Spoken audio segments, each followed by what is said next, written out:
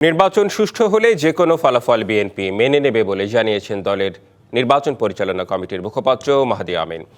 গুলশানে বিএনপির কেন্দ্রীয় নির্বাচন পরিচালনা কার্যালয় সংবাদ সম্মেলনে তিনি আরও বলেন, নির্বাচন সামনে রেখে জাল ভোটের প্রস্তুতি গ্রহণ করছে একটি রাজনৈতিক দল। তার অভিযোগ, টাকা দিয়ে ভোট কেনার অপপ্রয়াসও চালাচ্ছে এই দলটি। প্রতিদ্বন্দ্বী দলের এমন নির্বাচনী আচরণবিধি লঙ্ঘনের বিষয়ে ইসিতে আনুষ্ঠানিকভাবে অভিযোগ জানাবে বিএনপি।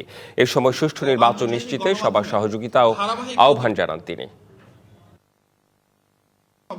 স্বতঃস্ফূর্ত ও বিপুল উপস্থিতি, ভোটের ক্ষেত্রে অর্থের আদান প্রদান, যেটা ঢাকা 15-তে আমরা গতকালকে দেখলাম, বিভিন্ন জায়গায় অবৈধভাবে টাকা দিয়ে ভোট কেনার উদ্যোগ হচ্ছে।